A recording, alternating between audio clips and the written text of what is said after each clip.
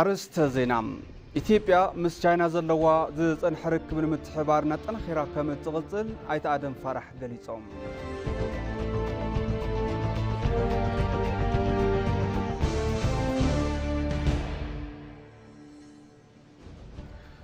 ሚኒስትር ጉዳያት ወጻኢ አምባሳደር ታዬ አጽቀሥላሴ ምስ ፕሬዝዳንት ሓፈሻዊ ጉባኤ ውድብ ሕብራት መንግስታት ዴኒስ ፍራንሲስ ተዛቲዮም።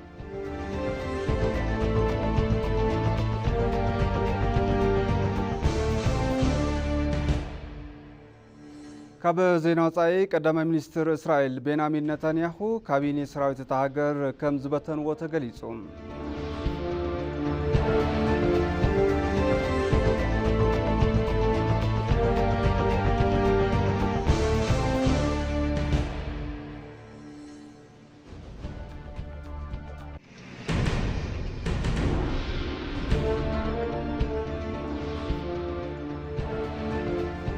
ሰላም ጥዕና ብለይ ክብራት መልከቲ ከመይ ትኾኑ ሰዓትና ኣኺሉ ማዕዲ ዜና ሒዝና መጺና ኣለና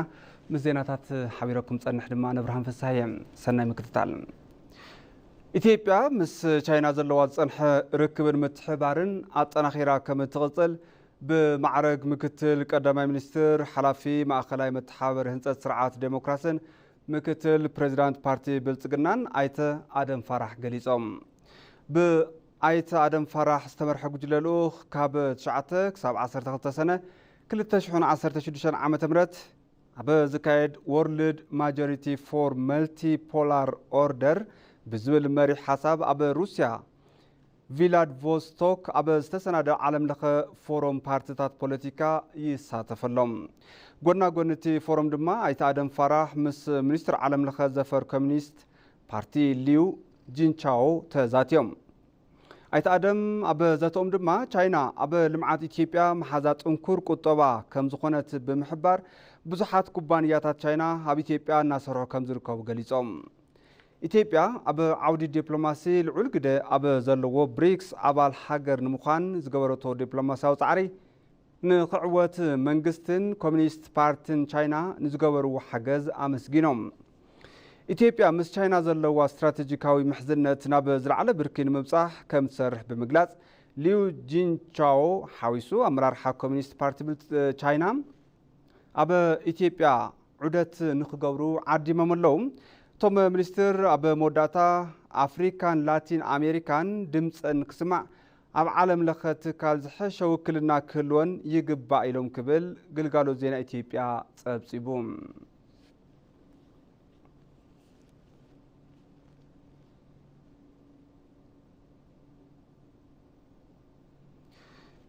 ሚኒስትር ጉዳያት ወጻኢ አምባሳደር ታዬ አጽቀሥላሴ ምስ ፕሬዝዳንት ሓፈሻዊ ጉባኤ ውድብ ሕብራት መንግስታት ዴኒስ ፍራንሲስ ተዛትዮም። አምባሳደር ታዬ አጽቀሥላሴን ፕሬዝዳንት ዴኒስ ፍራንሲስን ብሓባር ኣብ ዝሰርሑሎም ጉዳያትን ሰላም ሃገራት ቀርኒ ኣፍሪካ ኣብ ምኽባር ነድሂቦም ከም ዝተዛተዩ ኣቐባሊ ቃል ሚኒስትር ጉዳያት ወጻኢ አምባሳደር ነብዩ ተድላ ተዛሪቦም። ውድብ ሕብራት መንግስታት ክሌማዊ ለውጢ ሓዊሱ ዛዕባ ኣብ ምዕባይ ናይ ዝርከባ ሃገራት ኣብ ዝኾኑ ዓውድታት ፋይናንስ፣ ቴክኖሎጂ፣ ሓገዛት ህንፀት ዓቕሚ ከምኡውን ኣብ ጉዳያት ምርግጋጽ ሽቶታት ዘላቒ ልምዓት ከም ዝተዛተዩ ኣልዒሎም እዮም። አምባሳደር ታዬ አጽቀሥላሴ ኢትዮጵያ ንበዓል ብዙሕ ወገን ዲፕሎማሲ ትህቦ ዓብዪ ቦታ ከምኡውን ኣብ ቀጻሊ ኣብ ዝካየድ ሰሚት ኦፍ ፊውቸር ዝተባሃለ ዓለም ለኸ ጉባኤ ብዝምልከት ዝርዝር ዘተ ከም ዝገብሩ እውን ጸሪሖም ኣለዎም። ኣፍሪካ ኣብ ቤት ምኽሪ ጸጥታ ቀዋሚ መቐመጢ ንኽትረክብ ኣብ ዝግበር ጻዕርን መሰል ጉዳያት ጸጥታን እውን ኣካል እቲ ዘተ ከም ዝኾኑ እዮም ገሊጾም። እዚ ከምዚ እናሃሎ እቶም ፕሬዚዳንት ኢትዮጵያ ኣብቲ ዞባ ሰላምን ምርግጋእን ንኽዓስል ትገብሮ ጻዕሪ ከም ዝነኣዱ እቶም ኣቐባሊ ቃል ኣብሪሆም እዮም። መንግስቲ ውሽጣዊ ጎንፅታት ብሰላም ንክፍትሑ ዝሓዞ ቆራጽ ቅዋም እውን ተዛሪቦም።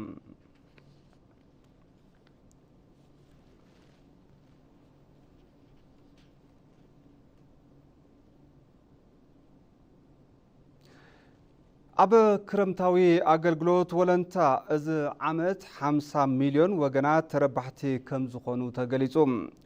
ምንቅስቓስ እቲ ኣገልግሎት መጻኢ ረቡዕ ኣብ ሙዝየም ዝኽሪ ዓድዋ ብዕሊ ከም ዝጅመር ሚኒስትር ደቂ ኣንስትዮን ማሕበራዊ ጉዳይን ሚኒስትር ሰላምን ሚኒስትር ትምህርትን ኣብ ዝሃብዎ ሓበራዊ መግለፂ ኣፍሊጦም ኣለዎም ልዕሊ 39 ሚልዮን ወለንታውያን ኣብ ዝሳተፍሉ መርሃ ግብሪ 50 ሚልዮን ወገናት ተረባሕቲ ከም ዝኾኑ ተሓቢሩሎም ሓድነት ኢትዮጵያውያን ከም ዘጠናኽር ዝተገልጸቲ ጎስጓስ ሰለስተ ትካላት ተዋዲደን በብብርኩ ክወርድ ተባሂሉሎም ወለንታን ምትሕባርን ንብራኸ ኢትዮጵያ ብዝብል መሪ ሓሳብ ኣብ ዝካየደቲ ክረምታዊ ኣገልግሎት ወለንታ 14 ዓውድታት ምውፋር ከም ዘለው እውን ተሓቢሩ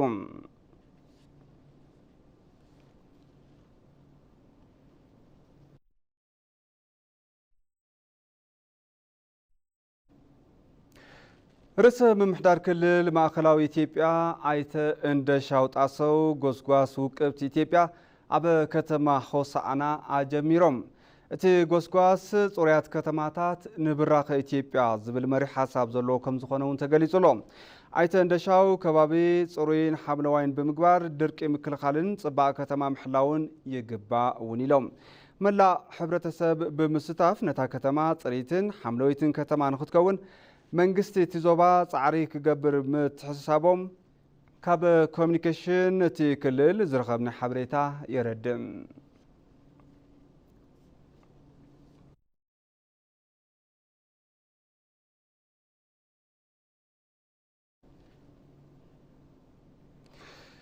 ትጽቢት ዝግበረለን መዐቀኒ ኣየማልኣን ናይ ዝተባሃለ 41 ኣብያተ ትምህርቲ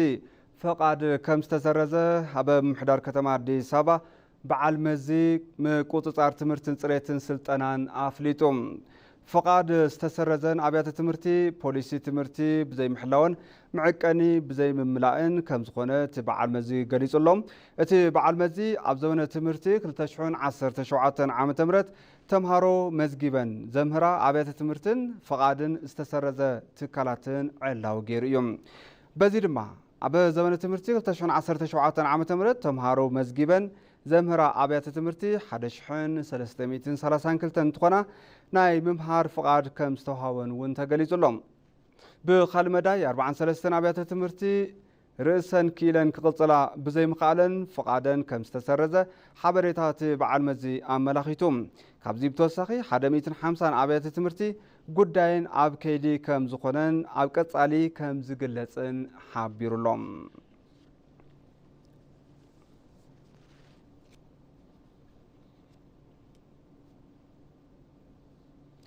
ክቡራት ተመልከትቲ ሓጸርቲ ዜናታት ክትከታተሉ ጸኒሕኩም ሕዚ ድማ ብዝርዝር ናብ ዝሓዝናዮም ዜናታት ክሓልፍ መንግስቲ ልምዓት ኮሪደር ብዕውት ንምፍጻም ዝኣተወ ቃል ብተግባር ኣርዩና ይክብሉ ብምኽንያት ልምዓት ዝተልዓሉ ነበርቲ ከተማ አዲስ አበባ ገሊጾም ኣብ ከባቢ ፒያሳን 4 ኪሎን ኣብ ልዕሊ ዝስርሑ ዘለው ስራሕቲ ልምዓት ኮሪደር ዑደት ተሳሊጡ ንጸብጻብ ሓምራዊት ብርሃኑ ኣባዲ ደመቀ ከም ዝስዕብ ካቅርቦ እዩ ወይዘሮ መልሾ አየለ ካብ አዲስ አበባ ከባቢ ፒያሳ ብምኽንያት ልምዓት ካብ ዝተልዓሉ ዜጋታት ሓንቲ እየን ካብ ዝተልዓሉሉ ከባቢ ፒያሳ ዝስራሕ ዘሎ ልምዓት ኮሪደር ዝሐጉስን ኣብ ዝሓፀረ እዋን ዝተፈጸመን ምዃኑ ገሊጸን በጣም ያምራል እኔ እንደውም ከቤቴ አካባቢ ወጥቼ ከሄድኩኝ በኋላ በ17ኛው ቀን ተመልሼ መጣሁኝ በጣም ጽቡቅ እዩ ካብዚ ወፃእ ምስከድኩ ኣብ መበል 17 መዓልቲ መጽ እንትዕዘብ መንገዲ ኮይኑ ረኺበዮ እዚ ክፍጸም እንተሎ ጽቡቅ ክኸውን እዩ ዝብል እምነት ነይሩኒ ሕዚ ክሪኦ ከለኹ ግና ብርሃን ብብርሃን ኮይኑ ልምዓት ኮሪደር ብጣዕሚ ዘደንቕን ብቕልጡፍ ዝተሰርሐን እዩ ኣብ ካሊእ እውን ከም ዝኸውን ኣሎ እቲ ዝስራሕ ዘሎ ልምዓት ኮሪደር ብጣዕሚ ጽቡቕን ስለ ከተማ አዲስ አበባ ዝቀየረን ምዃኑ እውን ነበርቲ ወሲኾም ሓቢሮም አዲስ አበባ ለሚለው ነገር ለዛውም ፒያሳ ዋና ከተማ ለሚባለው ነገር እኔ እንጂ አሁን ነው ያየው አዲስ አበባ ፒያሳ ቅድሚ ሕዚ ቁልሒልና ዘይንሪኦ ዝነበረ ከባቢ እዩ ሕዚ ግና ቆፊና ንውዕለሉን ንዕልለሉን ከባቢ ኮይኑ መዘናግዒና እዩ ጽቡቕ ልምዓት እዩ እኔ ልጄ የተማረችው እዚህ ናዝሬት ስኩል ነውና ይሄ ቦታ ውሃ ነበረ ቆሻሻሽን ትመጣ ጓለይ ኣብ ናዝሬት ስኩል ትመሃር ነይራ በዚ ክሓልፍ እንተለኹ እዚ ከባቢ ሽንቲ መሸንን መደርበይ ጎሓፍን እዩ ነይሩ ሕዚ ግና ከምዚ ማዕሪጉን ጸቢቆን ርኢና እዚ ብምርኣየይ ኣዝየ ሕጉስቲ እየ መንግስቲ ካብቲ ከባቢ እንተልዕሎም ንጽባቐ ከተማ ኣብ ዝሓፀረ እዋን እቲ ልምዓት ንምፍጻም ብዝኣተወ ቃለ መሰረት ምፍጻሙ ዝገለጹ እቶም ተልዕልቲ ልምዓት እቲ ልምዓት ኣዲስ አበባ ዘዘመነ ምዃኑ ገሊጾም ካብ ዝነበርዎ ከባቢ እንትለዓሉ ብዝተዋሃቦም ደረጁ ዝሓለወ መንበሪ ዝሐሸ መነባብሮ እናመርሑ ከም ዝርከቡ ብምኽንያት እቲ ልምዓት ዝተለዓሉ ነበርቲ ሓቢሮም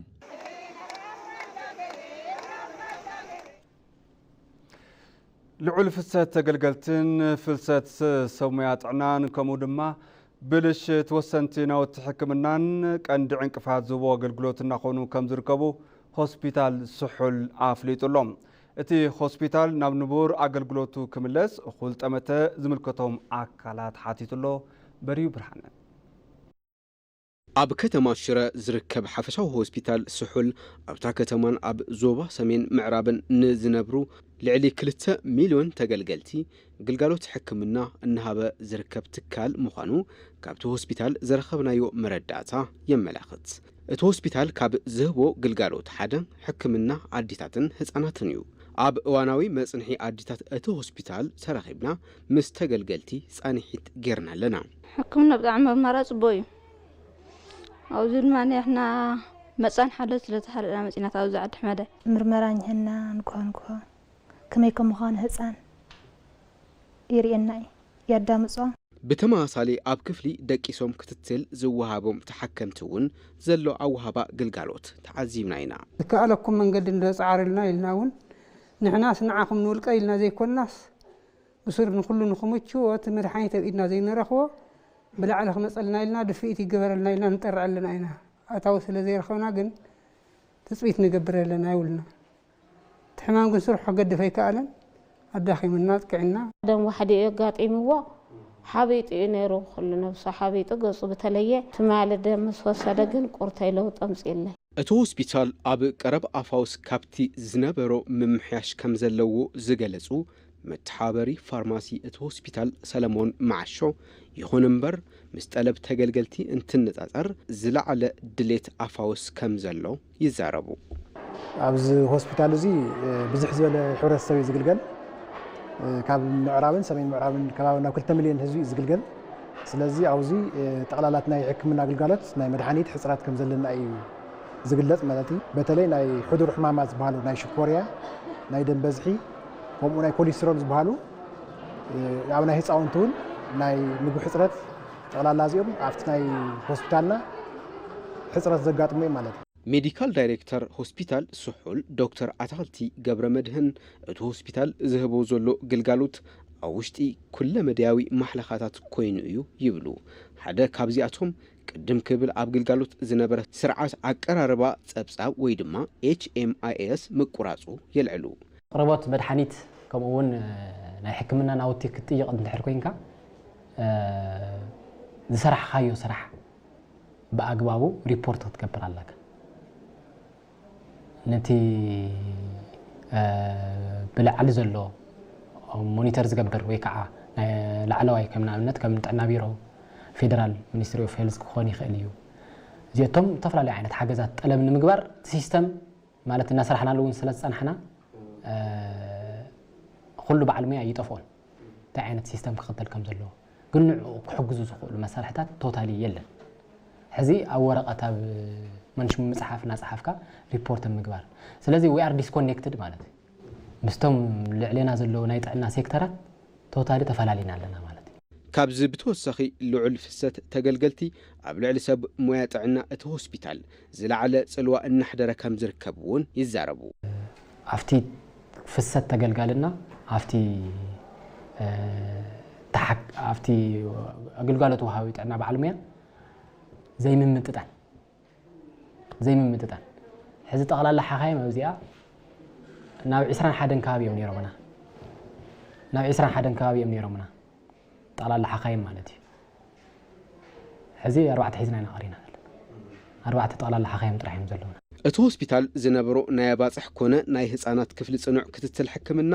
ኣገልግሎት እናሃበ ከም ዘይርከብ እውን ገሊጾም ኣለዉ ሕዚ ንኣብነት ናይ ጽኑዕ ደቂሶም ተሓከምቲ ንብሎም ክፍሊ ኣለና ንሱ ሙሉእ ኣገልግሎት የለን ሕዚ ሙሉእ ማለት እዩ ሓደቲ ሴት ኣፑ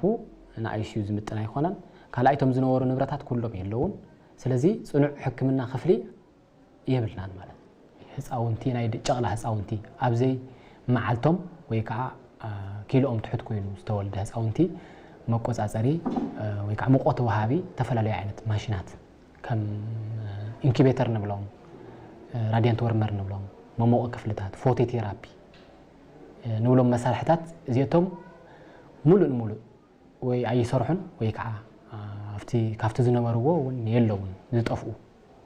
ኣገልግሎት ከም ኣገልግሎት ንህብለና ኢና ግን ሰብ ስታንዳርድ ላቦራቶሪ እቲ ሆስፒታል ዝነበርዎ ማሽናት ምርመራ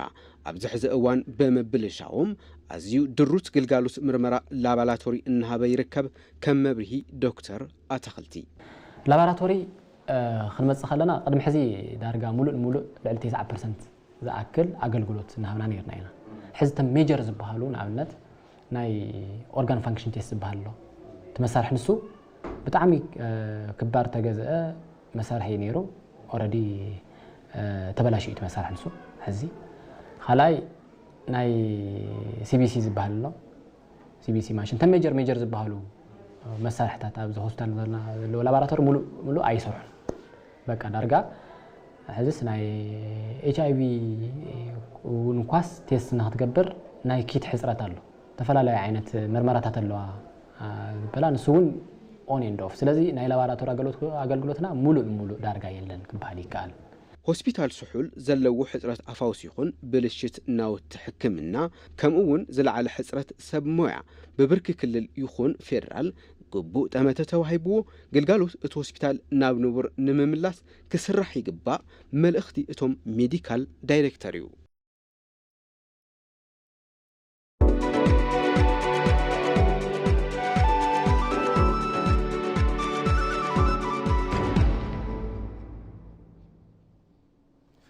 زين عداقا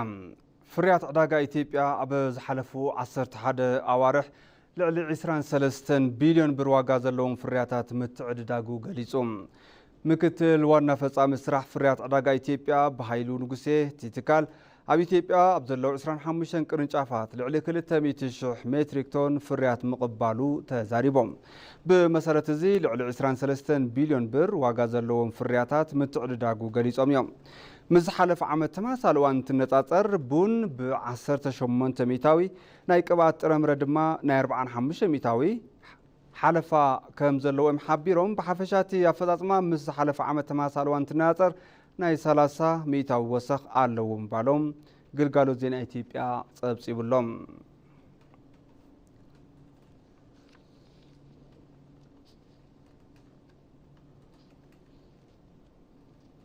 حزرمانا بزينا وطايق سجر قدام منستر إسرائيل بنيامين نتنياهو كابيني سراويت تهاجر كم زبطن وتقليت لهم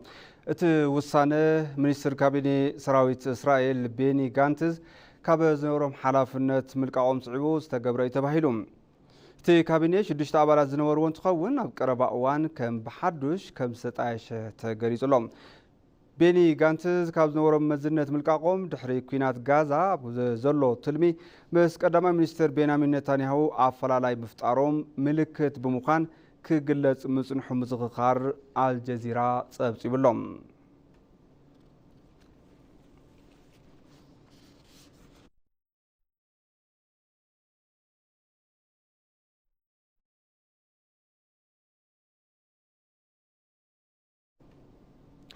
كرات ملكتي بموداتا قند زيناتات زعلت كزاخركم ኢትዮጵያ ምስ ቻይና ዘለዋ ጸንሐ ርክብን ምትሕባርና ጠንኺራ ከም ትቕጽል ኣይታ ደም ፋራሕ ገሊጾም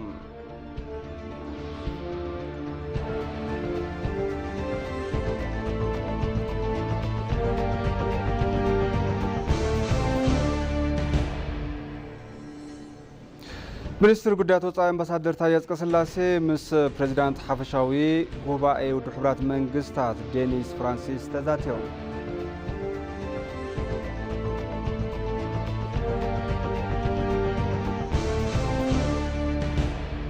ካብ ዜና ወጻኢ ቀዳማይ ሚኒስትር እስራኤል ቤንያሚን ኔታንያሁ ካቢኔ ሰራዊት ሃገር ከም ዝበተንዎ ተገሊጹ